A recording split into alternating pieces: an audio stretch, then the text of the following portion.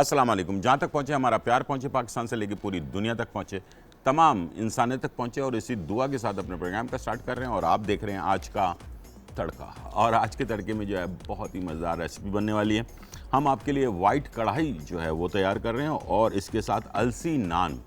ये दोनों रेसिपीज़ बहुत ही मज़ेदार हैं, और इंशाल्लाह मुझे उम्मीद है कि ये रेसिपीज़ अगर आप ट्राई करेंगे तो आपको बहुत ही मज़ा आएगा। इसलिए कि अभी गोश्त का दौरा चल रहा है, लोग बहुत सारे रेसिपीज़ अपने घर पे तैयार कर रहे हैं।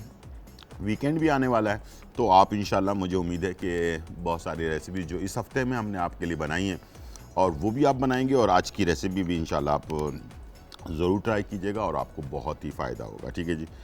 हमारे पास एडवोकेट हाई कोर्ट के जो हैं एडवोकेट जो हैं मौजूद हैं, वाहिद बख्श नेरिजो। जो अस्सलाम वालेकुम। वालेकुम। कैसे हैं आप? खैरियत से हैं? ठीक ठाक? बिल्कुल ठीक ठाक। आज एडवोकेट साहब को बुलाने का मकसद हमारा ये था कि हमारे ज़िंदगी में आजकल बहुत सारी प्रॉब्लम्स लोगों की होती हैं, तो उसके बारे में कुछ मालूमात आप तक पहुंचाई जाएं। और आपको पता है कि मैं हर शोबे से लोगों को बुलाता हूं, और आप लोगों की सहूलत के लिए कुछ सवालात हमारे जहनों में होते हैं, तो लाइव कॉल हमारी ऑन है। और अगर आपकी ज़िंदगी में कोई इस तरह के मसले मसाइल हैं जिससे आप बहुत ज़्यादा परेशान हो रहे हैं, तो उस परेशानी को दूर करने के लिए आप सवाल पूछ सकते हैं, और इंशाल्लाह हम लाइव आपको जवाब कोशिश करेंगे कि आपके सवाल का जवाब आपको दिया जाए। और कोशिश कीजिएगा कि एक ही सवाल हो, इसलिए कि जब हम सवालात पूछते हैं तो हम कोशिश करते हैं कि 2-4 सवालात इकट्ठे ही पूछ लें। तो इस जो लॉ का मसला है, इसके अंदर जो है ना सवालात अगर एक होगा तो उसका आसानी से जवाब होगा। कुछ सवालात मेरे पास पहले से भी आए हुए हैं, जो हमने कुछ एडवोकेट्स को बुलाया भी था, उनसे आप लोगों ने बहुत सारे सवालात पूछे थे, और बाद में भी लोगों ने कहा कि उनको बुलाएं। तो आज मैंने सोचा है कि हम एडवोकेट साहब को बुलाएं और उनसे जो है ना कुछ सवालात आपके जो ज़िंदगी के आम मसाइल हैं उसके ऊपर हम डिस्कस कर सकें। एक लॉ के बारे में बातचीत बहुत ज़्यादा लोगों ने इसके ऊपर बातचीत भी की है, तो उस लॉ के ऊपर क्या हो रहा है, और वाकई ये लॉ पास हो गया है और इसके ऊपर कुछ मामलात तय पा गए हैं या नहीं। तो आज मैं ज़रा वाजिद साहब से जो है ना पूछना चाहूँगा कि एक लॉ पास हुआ है या हो गया है या अभी नहीं हुआ है, कब है हमें पता नहीं चलता आम आदमियों को। तो उसमें जो माँ बाप होते हैं, अगर वो बूढ़े हो जाएं तो अक्सर बच्चे जो है ना, उनको जो नालायक बच्चे हैं तो उनको घर से बाहर निकाल देते हैं। ठीक है ना। तो कुछ ऐसा मैंने सुना है कि लॉ पास हुआ है कि आप तो ये इक़दाम नहीं कर सकते हैं, तो उसके बारे में कुछ बताना चाहेंगे? हमारे यहाँ सेटल्ड लॉ है, एक डिवाइन लॉ है अल्लाह की तरफ से जो हमें इस्लामिक लॉ दिया गया। उसके अगर हम दायरे में देखें तो फिर भी हम माँ बाप को नहीं निकाल सकते। वो तो नहीं निकाल सकते, वो पहले तो हम वहीं से स्टार्ट लेंगे। उसके बाद है हमारे पास इंग्लिश लॉ, जो आजकल हमारे पास ब्रिटिश लॉ हमें दिया गया सन 1800 वाला। इसमें भी चीज़ें इसी तरह की हैं। कोई भी ऐसा नहीं चाहता कि माँ बाप को निकाल के वो जाके किसी भी हाउस में रख दे, जो ओल्ड हाउस जो हम कहे जाते हैं। हमारे पास भी इसी पे अभी काम चल रहा है। उस लेवल पे काम नहीं हुआ जिस लेवल पे बाहर कंट्रीज़ में हो रहा है, फॉरेन में। उनमें बाकायदा ओल्ड एज होम्स बनाए गए हैं, यहाँ पे उनका इतना शेल्टर नहीं है। कुछ NGOs हैं वो अपने बियाह पे अपने पास रखते हैं। इस पे काम चल रहा है ह्यूमन राइट्स का।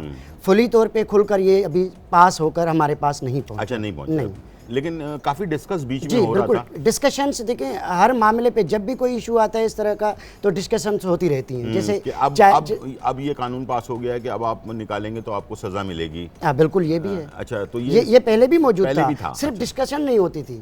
मेन चीज़ है जब इशू होता है, मिसाल के तौर पर एक चीज़ हो जाती है तो उसके बाद ही हमारे मुआशरे में ये चीज़ें उस पर डिस्कशन ज़्यादा होती है। जो वेल एजुकेटेड जो कंट्रीज़ हैं, जहाँ पे बिल्कुल मुआशरे तरक्की याफ्ता मुआशरा जिसे कहते हैं, वहाँ पे ये पहले दिन से बनाए जाते हैं। ठीक है। और उन पे काम भी किया जाता है। हमारे पास ये किया जाता है कि हमारे पास एक जो मिनिस्टर या MP MA सेलेक्ट होके आता है एक शोबे से, मिसाल के तौर पे उसका काम है बल्दिया को संभालना। अब वो फाइनेंस में भी अपनी टांग अड़ाता है, अब वो एजुकेशन में भी अपनी जो है ना बात करेगा, हालांकि इससे ही वो काम ही नहीं लेना। सही बात है, बिल्कुल। जिसकी वजह से इन पे सही तरीके से कोई भी मिनिस्टर या कोई भी हमारी जो डिपार्टमेंट्स हैं वो सही तरीके से काम नहीं कर ठीक पाते। ठीक। अच्छा, ये हमारा जो शो है ये फूड का आपको पता ही है, कुकिंग शो है। अच्छा, कुछ कैन फूड मार्केट के अंदर मिलते हैं और कुछ नाकिस किस्म की उसमें चीज़ें भी शामिल होती हैं। इसके अलावा कोल्ड ड्रिंक हो गया, कुछ शरबत हो गए, वो नकली यानी कि बड़े कंपनी के नाम से नकली बनाए जाते हैं। और कुछ मिठाइयाँ हैं, कुछ बहुत और चीज़ें हैं जिसके ऊपर बहुत ज़्यादा नाकिस किस्म का काम होता है और उसके लिए हमारे यहाँ फूड इंस्पेक्टर भी होता है, कुछ लॉज भी हैं उसके ऊपर। तो क्या ये लॉज और थोड़े सख्त नहीं हो सकते कि देखें, इंसानी ज़िंदगी के साथ खेलने वाला मामला है ना। जैसे अगर कोई जाली मेडिसिन बनती है, उसका भी मैं आपसे पूछूंगा बाद में, पहले हम फूड के ऊपर बात कर लेते हैं। ये अगर जैसे इंसानी सेहत के लिए बच्चे भी खाते हैं, बड़े भी खाते हैं और उसकी वजह से बहुत बड़ा नुकसान हो जाता है, तबीयत ख़राब हो गई और भी बहुत सारी बीमारियां भी लग जाती हैं, तो इसके ऊपर क्या कोई काम हो रहा है या हो गया है या अब होना बाकी है? असल में सेकंड वर्ल्ड वॉर के बाद एकदम से एक चीज़ इशू हुआ कि भाई जंग के दौरान जब हमारे जवान जंग जब पे जाते हैं तो उनके लिए खाना बनाने के लिए बड़ी तकलीफ़ात उठानी पड़ती हैं।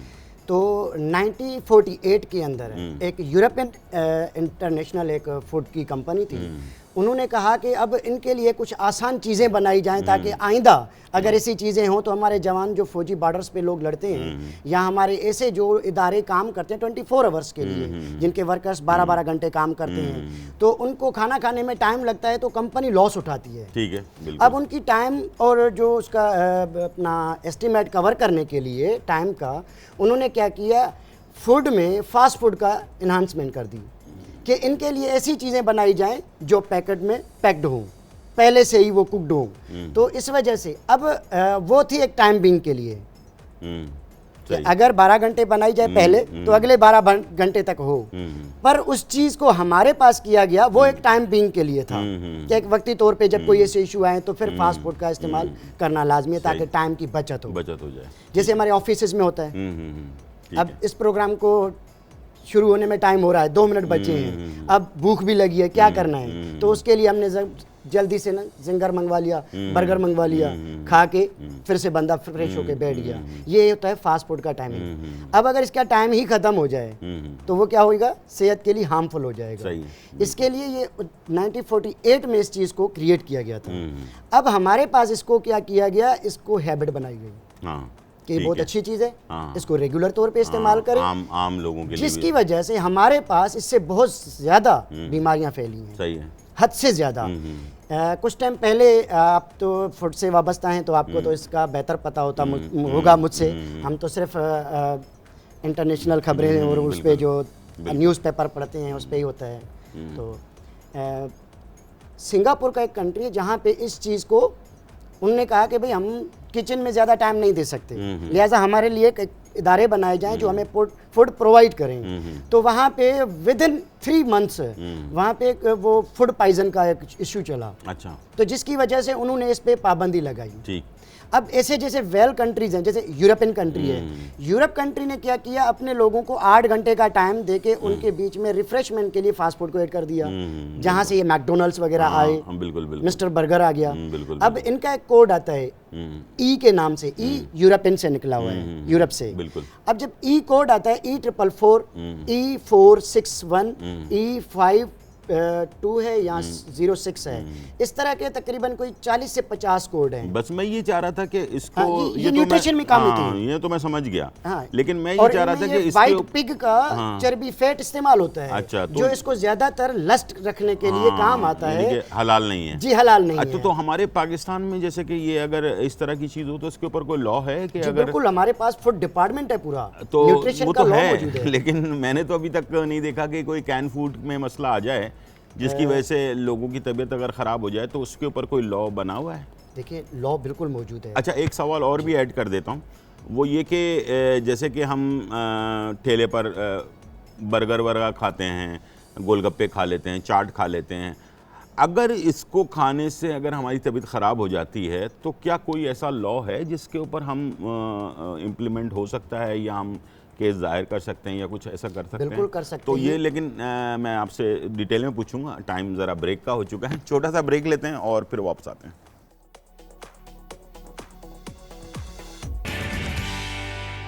वेलकम बैक नाज़रीन, और बहुत ही इंपॉर्टेंट चीज़ों पे बात हो रही है जो हमारी ज़िंदगी से बहुत ज़्यादा रिलेटेड हैं और आम कंज्यूमर जो हैं वो बहुत ज़्यादा अफेक्टेड होते हैं।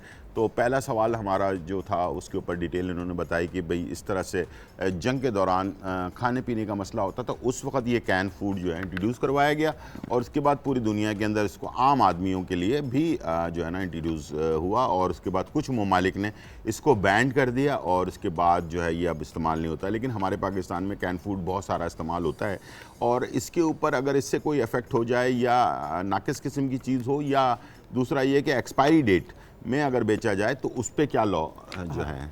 सिंध बोर्ड ने एक अपना इदारा बनाया हुआ है जहाँ पे आप अपनी कंप्लेन दर्ज कर सकते हैं कि आया ये इदारा, वो इदारा कौन सा है? Sindh board of revenue. Sindh board of revenue smart taxes पे वो काम अच्छा, करता पूरे है। पाकिस्तान में जो इदारा कोई है जो वो फेडरल का अलग है। अच्छा, फेडरल का अलग इदारा है जहाँ से हम नेशनल इंटरनेशनल कंपनीज जो फूड की होती हैं या किसी भी चीज़ की आप जब लगाते हैं तो पहले अगर आप उसको इंटरनेशनल तरीके से इम्पोर्ट एक्सपोर्ट करना चाहते हैं तो वहाँ से रजिस्टर्ड करवाएंगे। अच्छा, करवाएंगे। तो उसके बाद फिर आप अपने प्रोविंस से करवाएंगे। ठीक है। अगर शुरू असल में ऐसा होता है कि आप कहाँ पे लगा रहे हैं, उस कमिश्नर से पहले आप उसकी क्लैरिफिकेशन लेते हैं। चलें अभी हम सिंध पे बात कर लेते हैं। हाँ, हम जिस प्रोविंस में रहते हैं पहले तो हम अपने तो उसमें जो कानून क्या कहता है? हाँ, वहाँ पे ये है कि अगर ऐसी हालात में अल्लाह ना करे एक्सपायरी हो जाती है तो वो इदारा या वो डिपार्टमेंट वो उसको हक दिलाने के लिए पाबंद है। अच्छा, ठीक, बिल्कुल, थ्रू न्यूट्रिशन डिपार्टमेंट के। ठीक है, ठीक है। फूड डिपार्टमेंट जो है वो बाकायदा उसको उसके खिलाफ एक पर्चा कटेगा। फिर उसको कार्रवाई होगी और उसके बाद जो भी नतीजा आएगा कि आया उसकी अपनी गलती थी या फूड एक्सपायर था, ठीक है, और आया ये रजिस्टर्ड भी था या उससे जो भी नुकसान हुआ है जी उसकी भरपाई करेगी। बिल्कुल, ठीक है। बाकी एक और चीज़ है इसमें, जैसे हम किसी ठेले वगैरह से, हाँ, मैं यही सेकंड मेरा सवाल यही था कि हम ठेले वगैरह पे बहुत सारे लोग शौक से चाट और गोलगप्पे और बहुत सारी चीज़ें हम लोग खाते हैं, तो उससे अगर किसी को प्रॉब्लम हो जाती है, कोई हादसा हो जाता है तो उस पर क्या होगा? ये स्ट्रीट फूड पे जिससे होता है, ये छोटे छोटे कार्ट्स पे ये चीज़ें बेची जाती हैं, उसमें से अगर हो जाता है तो उसमें स्मॉल काजेस की कोर्ट्स हमारे पास बनी हुई हैं जिसमें क्या कहलाती हैं? कंज्यूमर कोर्ट्स कहलाती हैं। कंज्यूमर कोर्ट्स जी, कंज्यूमर कोर्ट्स में आप अपनी जो एप्लीकेशन दर्ज करते हैं, ठीक है, और उसी पे फिर नोटिस होता है, वो उसको बुलाया जाता है, फिर उसकी गवाही चलती है, जैसे अब अमूमन होता है केस का एक सिस्टम। ठीक है। प्लीडिंग के बाद ही पता चलता है कि अभी इस पे बनता है, तो उसके जो इतना लॉस होता है उसी लॉस के हिसाब से तखमीना लगा के उसको वो हर जाना ले आ जाता है। ठीक है। अच्छा, तीसरा सवाल मेरा ये था कि जो रेस्टोरेंट्स हैं, बेकरीज़ हैं या बड़ी बड़ी कंपनीज़ हैं जो बिस्किट्स बनाती हैं, केक बनाती हैं, बहुत सारी चीज़ें बनाती हैं, अगर इनके खाने से कोई हादसा हो जाता है, हादसे का मतलब ये कि किसी की अल्लाह ना करे डेथ हो जाती है, तो या बहुत ज़्यादा उसकी तबीयत ख़राब हो जाती है, वो ICU वगैरह में चला जाता है, तो ज़ाहिर बात है एक आम आदमी के लिए तो ये अफोर्डेबल नहीं है कि वो लाखों रुपए अपने उस पर ख़र्च करे। गरीब आदमी भी खाता है, अमीर भी खाता है, सब लोग खाते हैं, तो उसके ऊपर क्या लॉ है और किस जगह पर उसको दर्ज कराया जाएगा? इसमें फर्स्ट पार्टी जो होती है, जिस उसने रेस्टोरेंट से वो चीज़ खाई होती है वो बनता है, फिर फूड डिपार्टमेंट उसका जिम्मेदार बनता है। ठीक है। क्योंकि जैसे उसने अकाउंटेबिलिटी क्यों नहीं की? सही। जब उनको बताया गया है पहले दिन लाइसेंस देते हुए कि आपने ये चीज़ इतने दिन तक रखनी है, इतने दिन के बाद आपने इसको डिस्पैच कर देना है, आपने उसको नहीं किया, तो इसके हिसाब से पूरा बर्डन उन्हीं पे लाया होता है कि वो उनके जितने भी अखराजात होते हैं हॉस्पिटल्स के, अल्लाह ना करे अगर एक्सपायर हो जाता है तो उनकी सारी चीज़ें कवर की जाती हैं। अगर वो हॉस्पिटलाइज होता है, किसी एक बिल्कुल ICU तक जाता है, तो उनकी सारी अकोमोडेशन वही इदारा करेगा। रेस्टोरेंट हो, बेकरी हो या बड़ा कोई कंपनी हो, जी बिल्कुल, जैसे बिस्किट बनाने वाली कंपनीज हैं या फूड बनाने वाली कंपनी है, तो वो उसके पेमेंट पे करेगा, वो सारे एक्सपेंसेस वो देगा। ठीक है। अफोर्ड वो अगर डेथ होती है तो कोई एक अमाउंट उन्होंने सेट किया हुआ होगा, वो जो हमारी स्टेट का लॉ है उस बुनियाद पे उससे फिर वो चीज़ें ली जाती हैं। ठीक है। अच्छा, एक सवाल ये है कि कानून तो आपने बता दिया, मैंने भी आपने सुन लिया और मेरे देखने वालों ने भी, क्या इस कानून के ऊपर कुछ कानून, अगर वाकई मैं फ़र्ज़ करें मैं केस कर देता हूँ, कि कुछ वाकई उस पर होता है, या जैसे पाकिस्तान में होता है कि बस ठीक है चल रहा है उस पर कोई नतीजा? पाकिस्तान बहुत ज़बरदस्त कंट्री है। हाँ। इसमें हर चीज़ पे अमल होता है। हाँ। सिर्फ मसला क्या है कि हम लोग अनएजुकेटेड हैं। हाँ। हम इन चीज़ों को आगे लेकर नहीं जाते। हम अच्छा, डरते हैं कि इस डिपार्टमेंट से कौन फटा करेगा, हाँ। आए दिन ऑफिस के चक्कर कौन लगाए। हाँ। रिसेंटली तकरीबन 6 माह हुए हैं, लाहौर के अंदर एक वाक़या हुआ था इसी तरह। अच्छा। हाँ, तो वहाँ पे उनको बाकायदा तकरीबन कोई 5 लाख रुपए तक उसको पैसे दिए गए थे। ठीक है। जो अब कंज्यूमर आया था उसको बाकायदा पैसे रिटर्न किए गए थे। ठीक है। उसका हर्जाना दिया गया था ठीक है। कि आपका लॉस हुआ है, लिहाजा हम आपको ये भर के देते हैं। ठीक है। इसी तरह हमारी कराची के अंदर भी बहुत सारे ऐसे वाक़यात हो चुके हैं जिनमें वो बाकायदा पैसे देते हैं। ठीक है। एक सवाल पूछना चाहूँगा कि पूरे मैं बहुत सारे मुल्कों में रहा हूँ, 25 साल, बहुत सारे मुल्कों में, तो वहाँ पर जो गरीब लोग होते हैं उनके लिए कोई, जैसे कि लॉयर्स होते हैं, आप भी लॉयर हैं माशाल्लाह, तो इस तरह के लॉयर्स की एक कम्युनिटी बनी हुई होती है जो ऐसे लोगों की हेल्प करती है जो बेचारे परेशान हाल हैं। क्या पाकिस्तान में भी या सिंध में ऐसा कोई इदारा या कोई ऐसा ग्रुप है लॉयर्स का जो गरीब लोगों की फ्री ऑफ कॉस्ट कोई हेल्प करता हो? हाँ, यहाँ पे तकरीबन देखा जाए तो कमोपेश 40,000 के करीब वकील इनरोल्ड हैं। अच्छा, कराची में। ठीक है। तो इस हिसाब से यहाँ पे 8 से 10 ऐसी कंपनियां हैं जो सिर्फ इन पे पुअर पीपल्स पे काम करती हैं। अच्छा, ठीक है। जी, प्रिजनर्स पे काम करती हैं, जिनका अच्छा। फ्री में केसेस चलाते हैं। अच्छा, ठीक है। लीगल एड के नाम से बहुत सारी तंजीमें काम करती हैं, जैसे हमारे पास ये चीपा वाले अच्छा, काम करते मेरे हैं। पास भी वो मैसेज वगैरह आता रहता है लीगल एड वगैरह का। जी, बिल्कुल इस तरह की बहुत सारी कमेटीज बनी हुई हैं वकीलों ठीक है। की। हमारे पास कॉलर हैं live, Mrs Abid from Jhelum. जी, अस्सलाम वालेकुम। वालेकुम सलाम।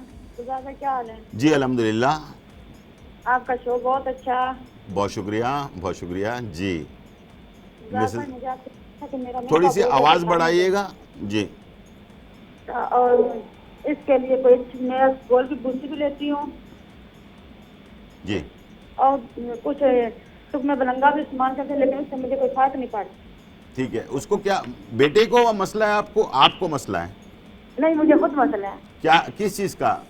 कॉन्स्टिपेशन मैदे का? का। मैदे का? तो क्या कब्ज रहता मैदे है में। या मैदे में प्रॉब्लम है कुछ? जी, जैसे मैं सालन वगैरह लेती हूँ तो मेरे मैदे में मिर्चें बहुत ज़्यादा लगती हैं। अच्छा, ठीक है।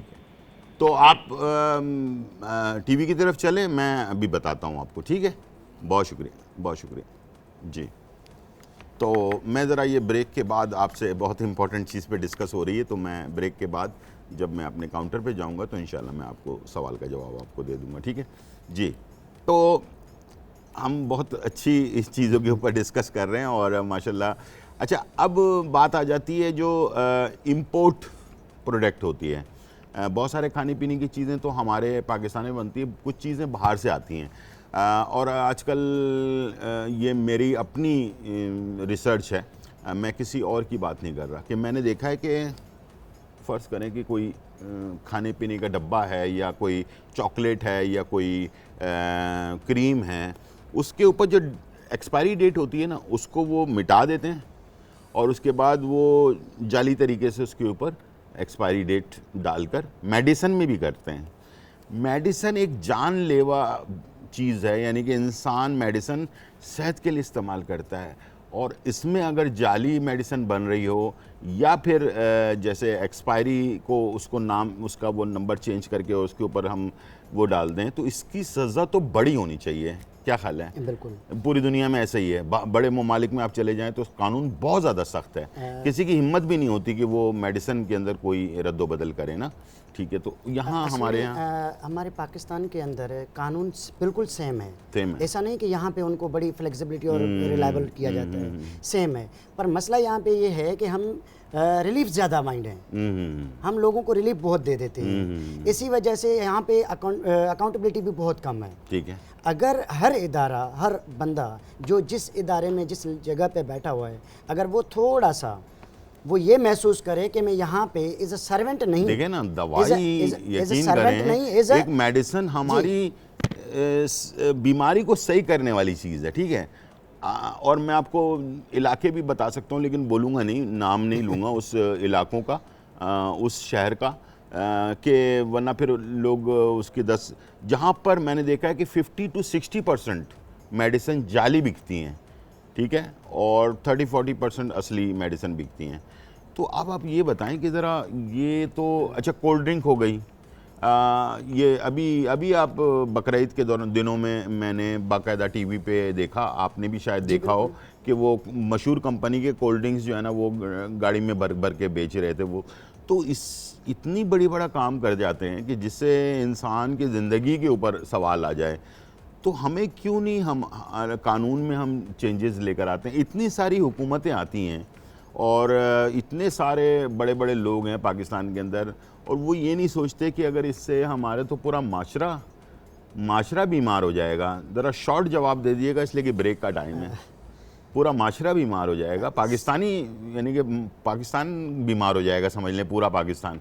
तो इस तरह से असल में जिस हालात से हम गुजर रहे हैं मोस्टली ज़हनी तौर पे सभी बीमार हैं। हाँ बीमार है, वो तो ज़हनी सभी बीमार है। अब जहाँ पे ज़हनी बीमारी आ जाए तो मैं समझता हूँ तो कोई भी जल्दी से निकल नहीं सकता। बिल्कुल। तो इस वजह से मैं समझता हूँ इतना ही काफ़ी है। बाकी से सब जानते हैं कि इनके पीछे क्या है क्या नहीं। बहुत शुक्रिया सर, आप आए और बहुत अच्छा लगा आपसे बात करके। इंशाल्लाह नेक्स्ट भी हम उसको रखेंगे प्रोग्राम को, और आपसे जो फूड से रिलेटेड और भी बहुत सारी चीज़ें रह गई हैं, इसलिए कि ये कंप्लीट हो ही नहीं सकता, इसलिए कि बहुत बड़ा टॉपिक है ये। बहुत शुक्रिया सर, इंशाल्लाह फिर मुलाकात होगी आपसे। और छोटा सा ब्रेक लेते हैं और वापस आते हैं और आपके लिए बनाते हैं वाइट चिकन कढ़ाई। छोटा सा ब्रेक और फिर वापस आते हैं। वेलकम बैक नाज़रीन। और यहाँ जो है वाइट कोरमा अपना नहीं वाइट कढ़ाई जो है चिकन कढ़ाई बन रही है, और बहुत दिनों से बीफ बना रहे थे, तो मैंने सोचा कि थोड़ा सा चिकन की तरफ भी चलें और इंशाल्लाह ये रेसिपी आपको पसंद आएगी। और बहुत ही ज़बरदस्त ये रेसिपी है, ठीक है जी। और कैसे बनाना है, क्या क्या चीज़ें इस्तेमाल करनी है, सिंपल है और बहुत ही टेस्टी बनती है। बात मसालों की या चीज़ों की नहीं होती, उसकी टाइमिंग कैसे उसको आपने सेट करना है, क्या चीज़ें ऐड करनी हैं, वो चीज़ें जो है ना बहुत ज़्यादा इंपॉर्टेंट होती हैं। तो अभी हमारे पास एक सवाल आया था कि मैदे के मसले के ऊपर, तो पहले हम उसका जवाब दे देते हैं और उसके साथ फिर हम जो है आगे अपनी कुकिंग की तरफ बढ़ते हैं। उस दौरान मैं इसमें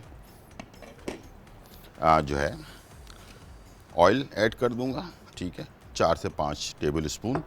और इसके अंदर जो है चिकन में हमने लहसुन, ठीक है, सिर्फ लहसुन का पेस्ट चिकन के अंदर मिक्स करके आपने तकरीबन 1 घंटे के लिए छोड़ देना है, ठीक है, ये देखें इस तरह। उसके बाद फिर इसकी कैसे स्टार्ट करना है वो मैं आपको बताता हूँ। चलें जी, पहले हम बता देते हैं कि क्या नाम है, मैदे की जो गरमाइश या बदहज़मी या खाना हज़म नहीं होना, और ये जो मैं अभी रेमेडी बता रहा हूँ ये ठंडी रेमेडी है, ठीक है। ये मैदे को गरम नहीं करेगी लेकिन खाने को भी हज़म कर देगी, और साथ में ये कि तेज़ाबियत और इस टाइप की चीज़ें नहीं होने देगी। इसमें आपने लेना है 50 ग्राम मुलेठी, ठीक है, 50 ग्राम आपने मुलेठी लेना है, और 50 ग्राम आपने लेना है सौंफ। 50 ग्राम सौंफ लेना है, 50 ग्राम मुलेठी लेना है, और 50 ग्राम इसके अंदर जो आपने क्या नाम है क्या कहते हैं उसको, काला ज़ीरा जो होता है उसको हम काली ज़ीरी कहते हैं, सॉरी काला ज़ीरा नहीं होता, काली ज़ीरी होती है, वो आपने 50 ग्राम लेना है।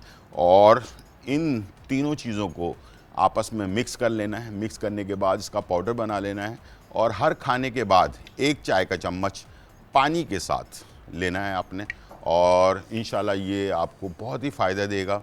और सिंपल है लेकिन ये मैदे के लिए ठंडी रेमेडी है, ठीक है, और ये फ़ौरन आपको असर भी करती है और मैदे में गरमाइश पैदा नहीं करती। बहुत सारे लोगों को ना जो मैदे के मेडिसिन होती है वो हर्बल भी हो तब भी जो है ना मैदे में गर्मी पैदा करती है, तो उन लोगों के लिए मैदे को ठंडा रखे और मैदे को खाना भी हज़म करे, और जो है ना आपको खट्टी डकारें वगैरह जो है ना वो ना आए, तो उसके लिए आप ये इस्तेमाल करें, इंशाल्लाह इसका फ़ायदा होगा आपको, ठीक है। यहाँ पर हमारे पास ऑयल गर्म हो गया, और ये हमने इसमें सबसे पहले लहसुन लगा हुआ जो चिकन है वो हमने इसमें शामिल कर दिया,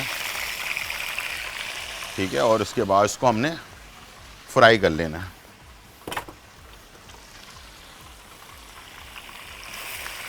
सबसे पहले हमने लहसुन के साथ चिकन को 1 घंटे मैरिनेट करके रखना है। उसके बाद इसको हमने फ्राई कर लेना है, ठीक है। हल्का सा फ्राई होने के बाद कलर आ जाए, उसके बाद फिर हमने इसमें छोटी वाली हरी मिर्चें जो है ना वो ऐड करना है। उसके बाद फिर आगे इसके अंदर प्रोसेस को सारी रखना है, ठीक है जी। और इंशाल्लाह इसका बहुत ही अच्छा रिज़ल्ट आएगा।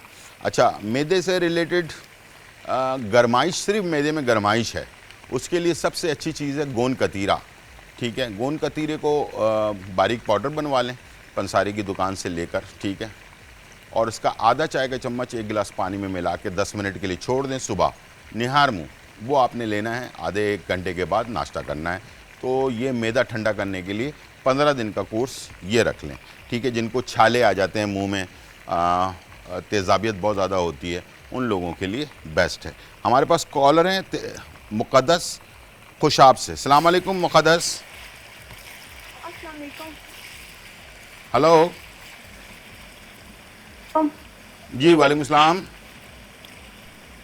आपसे पूछना था, आपने बताया था कि हार्मोन खराब है तो उसके लिए गाजर के बीज लेने हैं, तो वो छोटी चम्मच लेनी है या बड़ी चम्मच लेनी है? किस चीज़ के लिए बताया था, सॉरी? उसके लिए आपको बताया था ना, मोटापा है तो आपने कहा था हार्मोन खराब है तो गाजर के बीज लेने हैं। गाजर के बीज लेने हैं साफ करके, 1 चाय का चम्मच, टीस्पून। नहीं, छोटी चम्मच लेनी है या बड़ी चम्मच? छोटी, उसको छोटी को चाय का चम्मच बोलते हैं, ठीक है। टीस्पून, हाँ। तो हम लोग बड़ी चम्मच लिया, मतलब हमें हफ्ता हो कोई गया, मसला नहीं है, छोटी वाली ले लें। नुकसान तो नहीं होगा? नहीं, नुकसान नहीं होगा। अभी आपने ले लिया है ना तो कोई मसला नहीं है। लेकिन चाय का चम्मच, छोटा चाय का चम्मच, ये मेरे पास चाय का चम्मच है मौजूद, ये देख लें, ठीक है।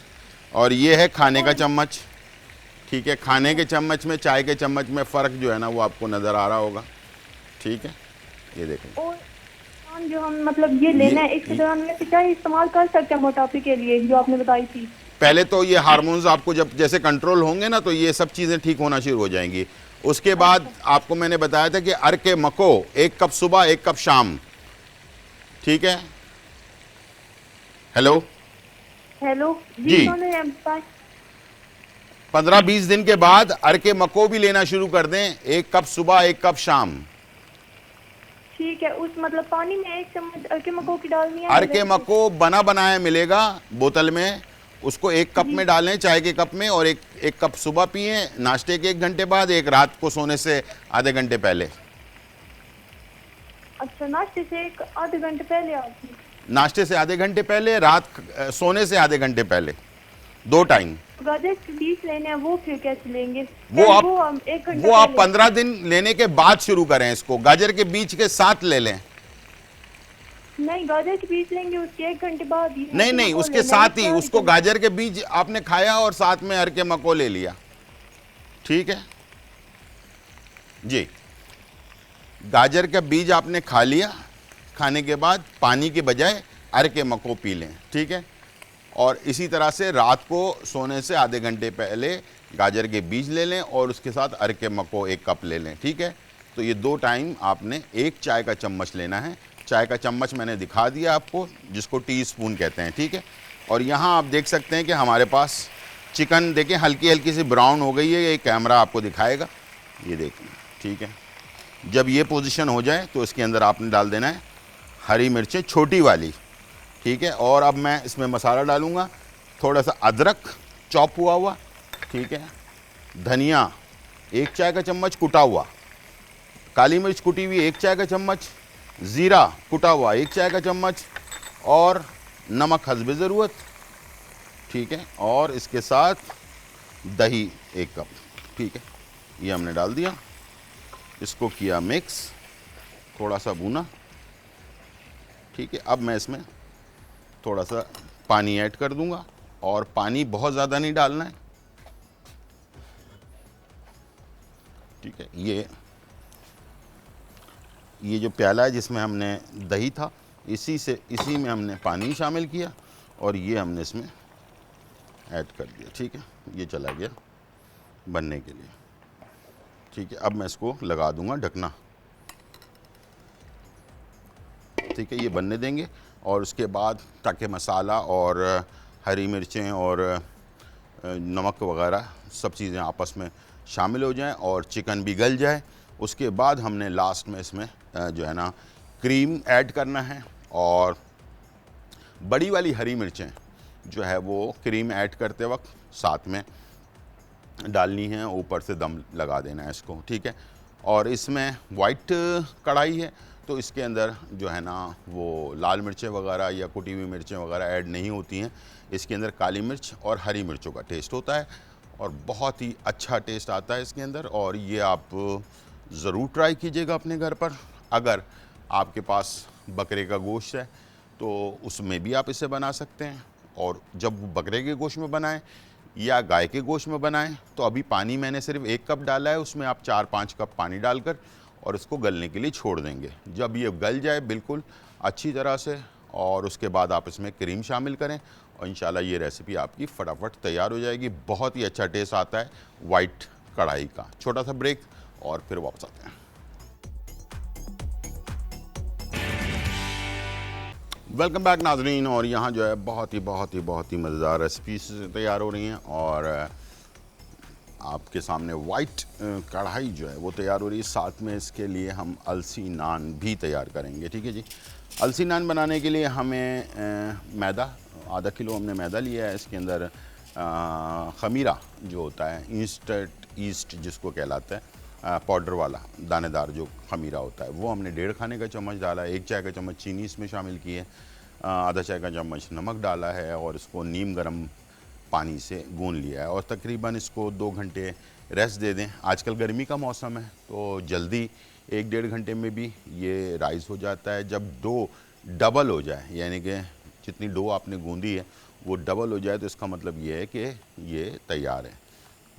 इसकी थोड़ी बहुत हिदायत ये है कि इंस्टेंट ईस्ट जो हम इस्तेमाल करते हैं वो कैन वाला डब्बे में भी आता है, तो बहुत सारे लोग सस्ता समझ के डब्बे वाला ख़रीद लेते हैं और उसका डब्बा खोलते हैं, उसमें से इस्तेमाल करते हैं, फिर दोबारा डब्बा बंद करके रख देते हैं। उसको हवा जितनी ज़्यादा लगेगी वो ख़राब हो जाएगा, ठीक है। तो इसको साशे में आता है, साशे वाला लें ताकि एक साशे एक दफ़ा खोल लिया तो उसको इस्तेमाल कर लिया, दोबारा उसको इस्तेमाल करने की ज़रूरत ना पड़े, तो इससे फ़ायदा आपको नुकसान नहीं होगा, ठीक है। हमारे पास कॉलर हैं खुशाब से नौरीन। अस्सलाम वालेकुम नौरीन। अस्सलाम जी, आपका प्रोग्राम बहुत अच्छा है जी, रोजाना देखते हैं। बहुत शुक्रिया नौरीन जी। और वो आपके प्रोग्राम में डॉक्टर साहब ने चाय बताई थी पतले होने वाली, चाय बताई थी, ठीक है। ठीक। मिर्गिस बूटी, और वो असगर बूटी है या अस्कन बूटी है? एक तो मिर्गिस बूटी थी उसके अंदर, उसमें काफी, और लेमन ग्रास था जी जी। और वो कैसे बनानी है चाय? क्या पानी गर्म करके दूध डालने? एक बताई थी ना, ये नहीं बताई। देखें, एक एक चाय का चम्मच 1.5 कप पानी में डालकर उबाल लेना है उसको, ठीक है। और उसके बाद जब वो 1 कप हो जाए छान लें, छानने के बाद उसको पी लें, ठीक है। हेलो, उस दौरान इस्तेमाल कर सकते हैं दिन में? जी, दिन में 2 दफ़ा। दिन में 2 दफ़ा वो गाजर के बीच वाली दवाई ले रहे हैं ना जी, हार्मोन के लिए जी, तो उस दौरान इस्तेमाल आप दिन में कर सकते हैं? कर सकते हैं। और ठीक है, बहुत शुक्रिया। यहाँ पर हम देख लेते हैं अपने वाइट कढ़ाई की क्या पोजीशन है, ये देख लें। वाइट कढ़ाई जो है अच्छी तरह से ये पक चुकी है और इसके बाद आपने क्या करना है, इसके अंदर क्रीम, 1/2 कप हमारे पास क्रीम आपने ऐड कर दिया। क्रीम ऐड करने के बाद ज़्यादा नहीं पकाना, याद रखिएगा, ठीक है।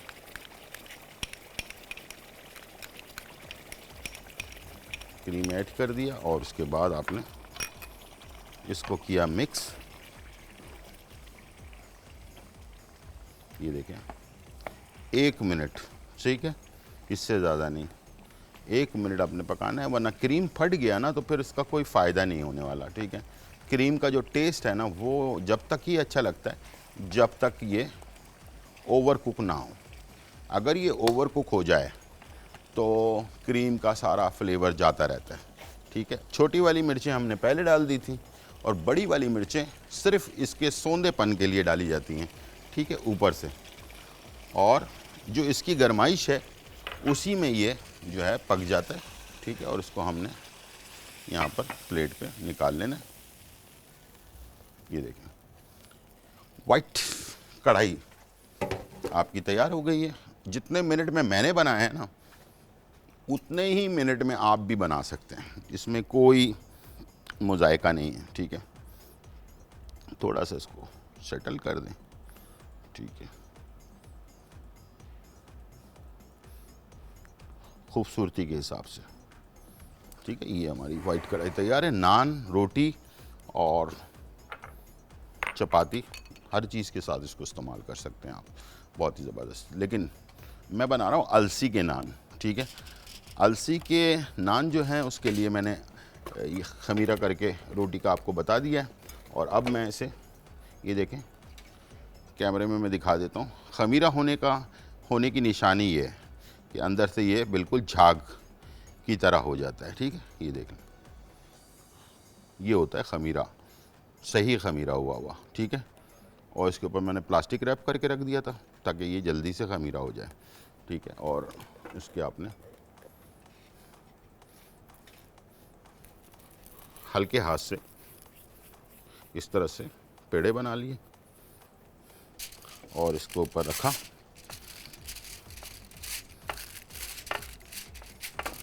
ठीक है, इसको फैला दिया, खुद ही हाथ से ही आपने फैला लेना, ठीक है। इसी तरह से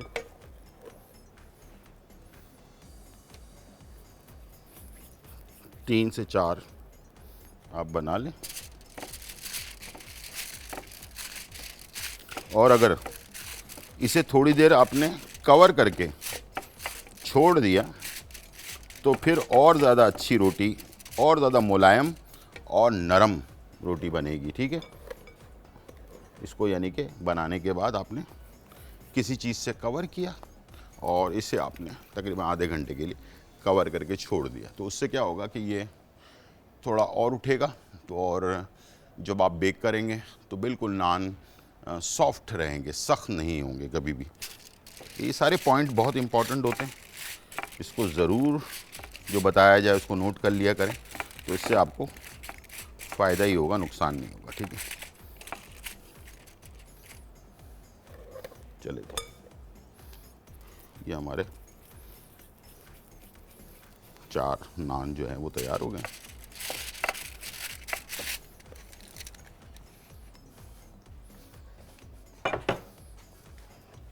और पानी अपने पास रखें। इसके बाद क्या करना है आपने, ये मैं अब ये आपको बताने वाला हूँ।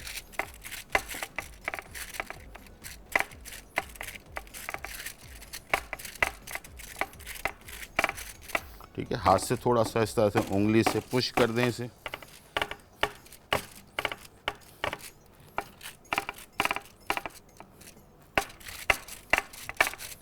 ठीक है, उसके बाद आपने हल्का हल्का पानी इसमें डालना है। ये देखें, बहुत हल्का, ठीक है। ये आपने डाला, हल्का सा फैला दिया पानी को, और ठंडा पानी हो तो बहुत अच्छी बात है। अब ये आपने लिए अलसी के बीज, इसके ऊपर छिड़क दिए। अलसी के बीज बहुत फ़ायदेमंद वैसे भी खाने चाहिए, डायबिटिक पेशेंट को भी, हाई ब्लड प्रेशर वालों को के लिए भी है, जिन लोगों को कब्ज़ रहता है उनके लिए भी बहुत बेहतरीन है, वज़न को भी कम करता है ये। तो बाहर मुल्कों में जो है ना अलसी के बीज और अलसी का ऑयल बहुत ज़्यादा इस्तेमाल होता है, हमारे यहाँ इतना ज़्यादा इस्तेमाल नहीं होता। तो आप लाजमी अलसी के बीज को हल्का सा तवे पे सेक कर और ठंडा करके इसको बोतल में बंद करके रख लें, और रात को सोते वक्त एक खाने का चम्मच चबा चबा कर खाएं। जिन लोगों को कॉन्स्टिपेशन यानी कि कब्ज़ रहता है उनके लिए बहुत बेहतरीन है, और जिन लोगों को पाइल्स की बीमारी है यानी कि बवासीर की बीमारी है उन लोगों के लिए बेस्ट है। जो लोग वज़न अपना कम करना चाहते हैं उनके लिए बहुत अच्छा है। यानी कि अलसी के बीज बेतहाशा फ़ायदेमंद है। ये आपके जिस्म में खुश्की को भी ख़त्म करता है, ये आपके दिल को ताकत देता है, इसमें ओमेगा 3 होता है, और इसका ऑयल जो है आपके जिगर के लिए, आपके दिल के लिए, आपके यानी कि जिस्मानी जो कमज़ोरी है उसके लिए भी बहुत फ़ायदेमंद है। अगर अलसी का ऑयल अच्छी क्वालिटी का आपको असली वाला मिल जाता है तो रोज़ाना नीम गर्म पानी में आधा चम्मच डालकर अगर इसको पिएं तो ये बहुत ही ताकतवर है। बाहर मुल्कों में इस वक्त बहुत ज़्यादा इस्तेमाल होता है ये हेल्थ के लिए, यानी कि अपनी सेहत के लिए। सेहत का मतलब ये होता है कि तवानाई, जिस्म में तवानाई होगी तो आप हमेशा चौको चौबंद रहेंगे। आपकी उम्र कितनी भी हो जाए, ये उम्र को भी बढ़ाता है इंसान के। वैसे तो अल्लाह का काम है, ये कुदरत के हाथ में, लेकिन वैसे ही अपने आप को फ़िट रखने के लिए, एनर्जी आपके जिस्म में रहे, तो उसके लिए अलसी का जो ऑयल है ये, अगर आपको मैं किसी दिन तफसील से इसकी पूरी आपको हिस्ट्री बताऊंगा कि ये किस किस काम आता है और कैसे कैसे ये काम करता है हमारी बॉडी के अंदर, ऑयल भी और इसके बीज भी। ठीक है, तो बीज तो हमारे यहाँ आसानी से मिल जाते हैं, ऑयल में हमेशा कोई ना कोई 2 नंबरी लाजमी हमारे यहाँ करते हैं लोग, तो उसका ज़रा ख्याल रखें। बाकी आप इंशाल्लाह आप देखेंगे कि आपको बहुत फ़ायदा होगा। इसको बेक करना है हमने सिर्फ 6 से 8 मिनट, ठीक है, और 200 सेंटीग्रेड के ऊपर 6 से 8 मिनट के अंदर ये हमारे नान आराम से तैयार हो जाएंगे। ठीक है, और जब ये तैयार होकर निकलें तो इसके ऊपर थोड़ा सा पानी और हल्का सा ऑयल ज़रूर लगा लिया करें, तो पूरा टाइम ये 1.5-2-3 घंटे सॉफ्ट रहेंगे, नरम रहेंगे, ताकि आपको खाने में आसानी रहे। छोटा सा ब्रेक और फिर वापस आते हैं।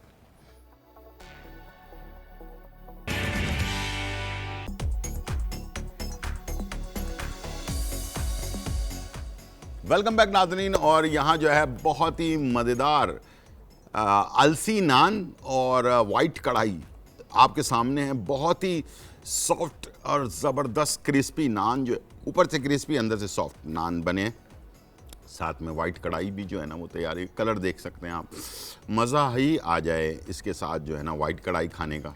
तो ज़रूर बनाइएगा। आज की रेसिपी उम्मीद है आपको पसंद आई होगी। इंशाल्लाह बहुत ही ज़बरदस्त रेसिपीज़ आगे भी बनने वाली हैं, और कुछ बकरा ईद से रिलेटेड जो गोश्त बचाओ कुचा है उसके लिए बनाएंगे कुछ रेसिपीज़, कुछ सी फूड भी डालेंगे, ताकि ये कि अब थोड़ा मौसम भी चेंज होगा थोड़ा आगे से, तो अभी से तैयारी करें। इसलिए कि आपको पता है मैं बकरा ईद से पहले 1 महीने पहले से तैयारी करता हूँ, ताकि आप लोग फिर बकरा ईद में चीज़ें बना सकें। ईद से पहले हम तैयारी करते हैं, तो सर्दियों से पहले भी कुछ तैयारी करके रखनी है ताकि आपके काम आ सकें।